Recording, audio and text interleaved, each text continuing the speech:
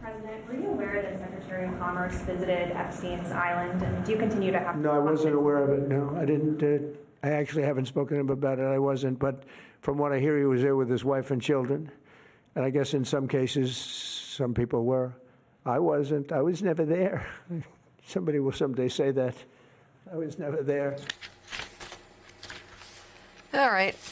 President Trump yesterday telling reporters he has not talked to Howard Lutnick, who admitted this week that he took his family, nannies, kids, to Jeffrey Epstein's Island in 2012. And that was years after Lutnick claimed to have cut off contact with the convicted sex offender who he called gross, who also, it turns out, was his neighbor. The fallout from the Epstein files is just one of the stories that continues to dominate Washington. There are also a number of other developments surrounding the Trump administration's immigration policies, including a federal judge's sharp criticism of Operation Metro Surge in Minnesota. We'll go through that ruling, what it means. It comes as thousands of immigration officers are now set to leave the state after 6 weeks of aggressive immigration enforcement and, of course, the shooting deaths of 2 U.S. citizens, of which the feds are investigating, and they took the evidence away from the state, not allowing the state to do a complete investigation. Many feel both of those killings were pretty much execution-style murders. And new polling showing people don't like it. President Trump's approval rating is sinking in large part because of ICE operations and deportations. Meanwhile, on Capitol Hill, a partial government shutdown seems likely after Senate Democrats yesterday blocked 2 funding bills for the Department of Homeland Security. And then there's this, a disturbing story about a man accused of sexually abusing children. Seems there is a theme here. A man accused of sexually abusing children after he was pardoned for participating in the January 6th insurrection. Good morning and happy Friday, You could have seen that coming. Everybody could see that coming. It's going to keep coming, too. And I will tell you, you look at that, you look at all the other news that's out right now, you look at the numbers. ICE, again, we said it, this was not politically viable for them to continue doing what they did in Minneapolis. So that's leading to the drawdown. You look at a lot of the other policies, though, just devastating for the president. We're going to show the numbers, the loss of support among independents, the loss of support among 18 to 29-year-olds. I mean, think about this. A 51-point swing. I've never heard of that in American politics before.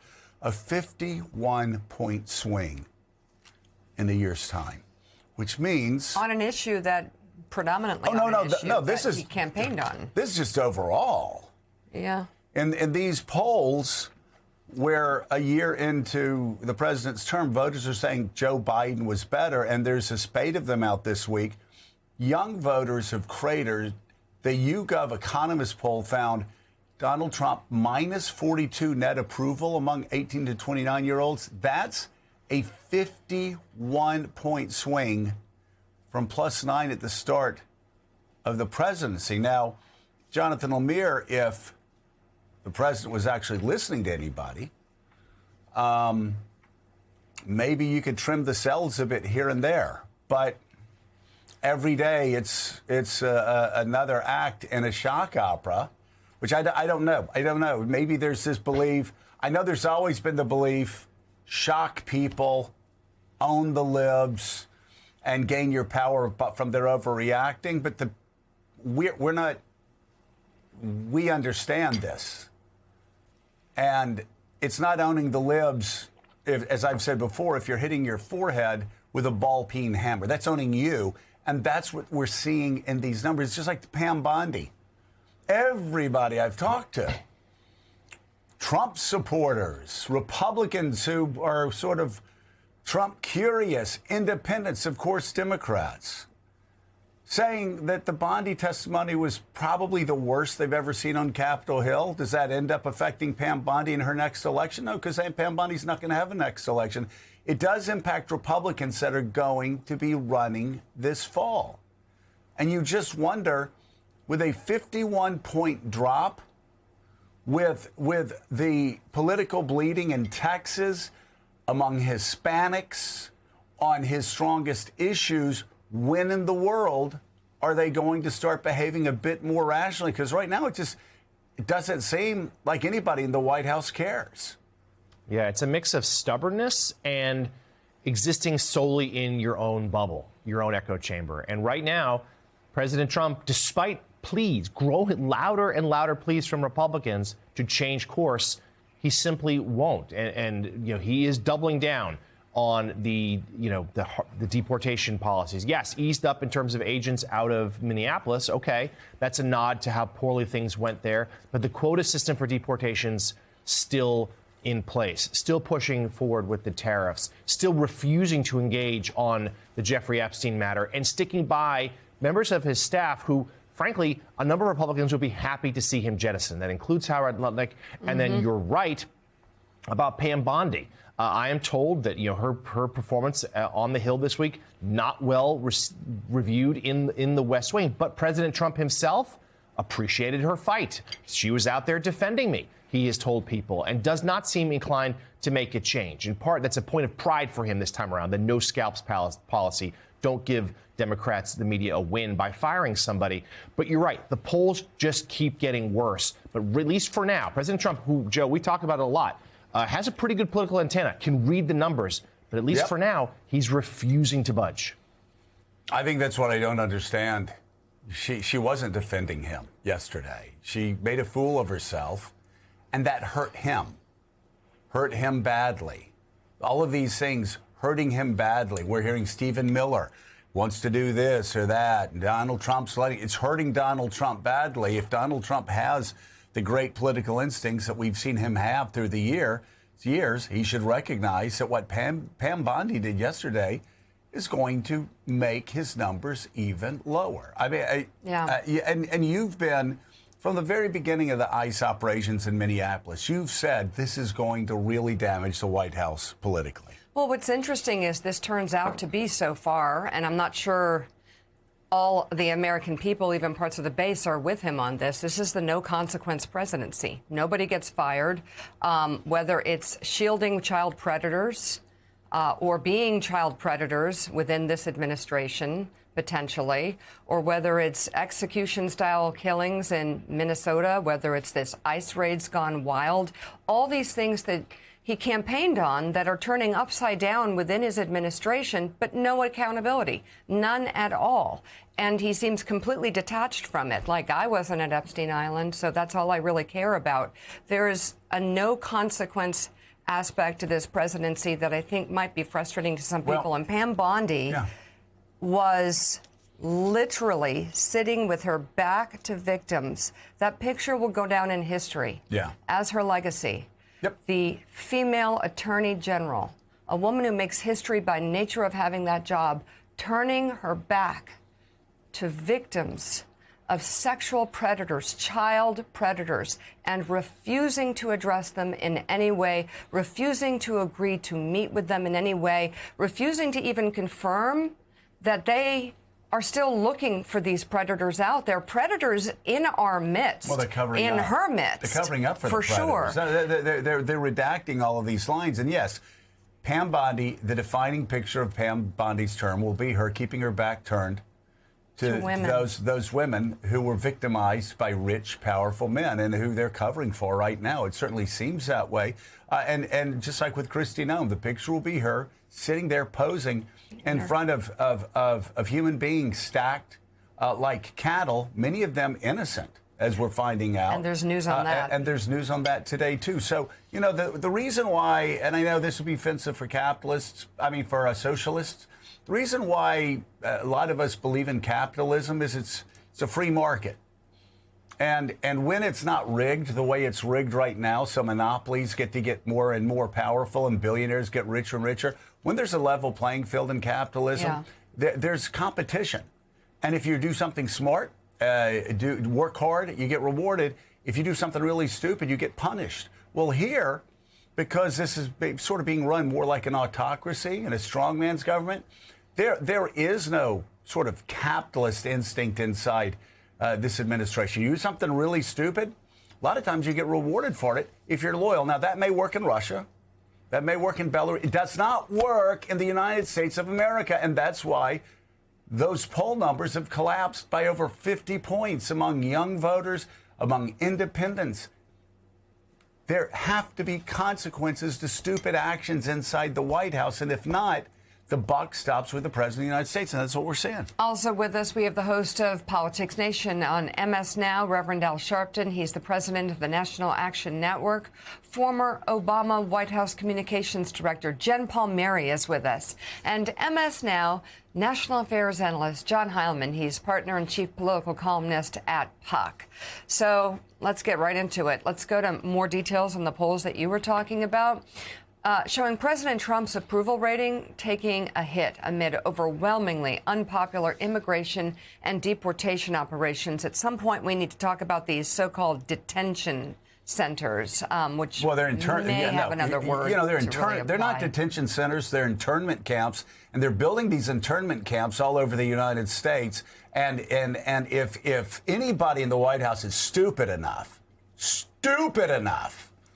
to think people are going to allow internment camps in their communities and that it's not going to cause, you think you can stop people from taking pictures, from visiting. It's just going to make the situation worse. These internment camps will end up being another devastating blow politically to Republicans. And I'm just wondering who's running things in the White House that they would put internment camps or try to put internment camps all over America. Roger Wicker, powerful Republican from Mississippi, already said, we don't want internment camps in our state.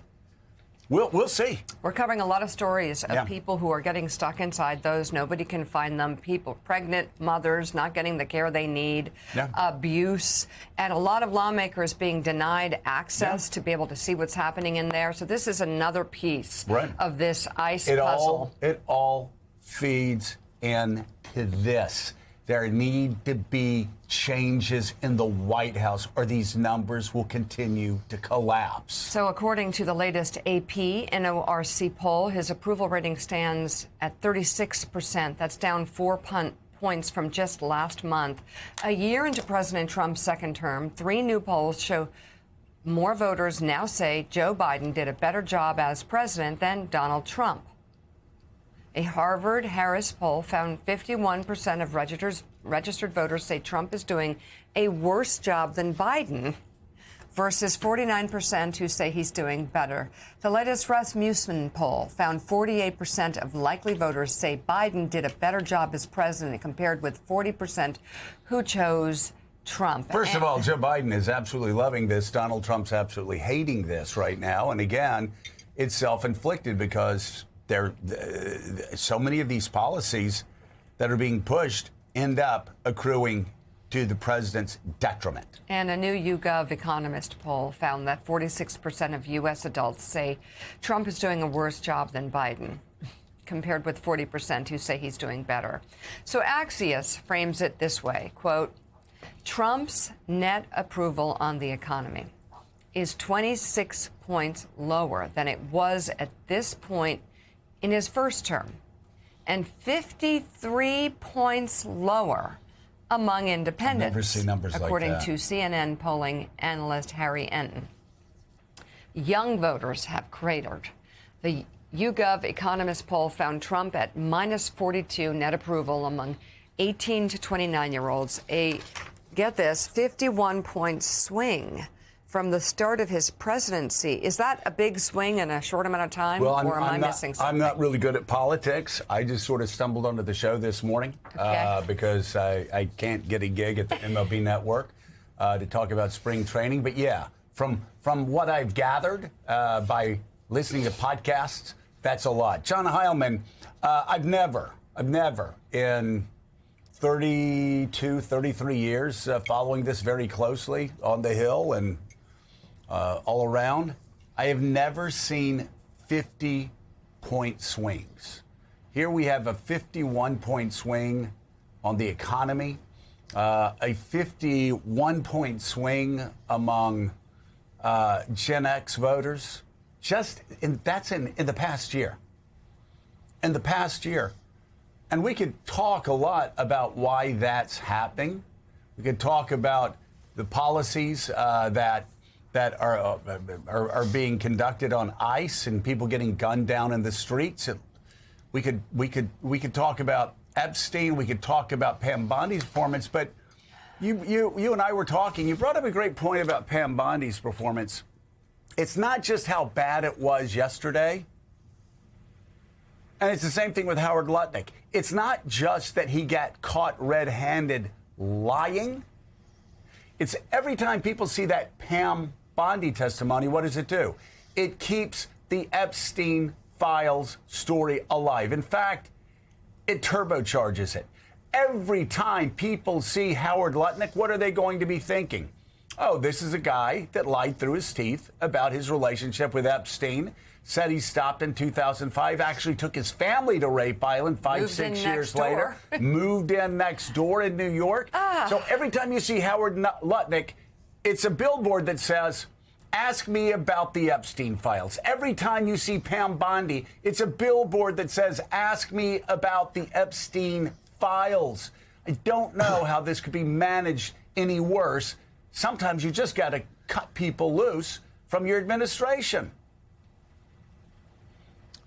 Well, right. I mean, so much is in that, all of that, Joe. And I'll say the thing you and I and Mika have been talking about, and everybody on the show has been talking about now for, I guess it's like 7 months since the Epstein story became one of the most important central driving, animating stories in our politics, is that everything that the administration has done, and I mean that the administration, President Trump, Pam Bondi, everything they've done, has prolonged and exacerbated this scandal, and prolonged and exacerbated and given more power to this political issue. My pal Jen Palmieri's on there, and you could ask her like what the right communication strategy would have been 7 months ago, 8 months ago, 9 months ago.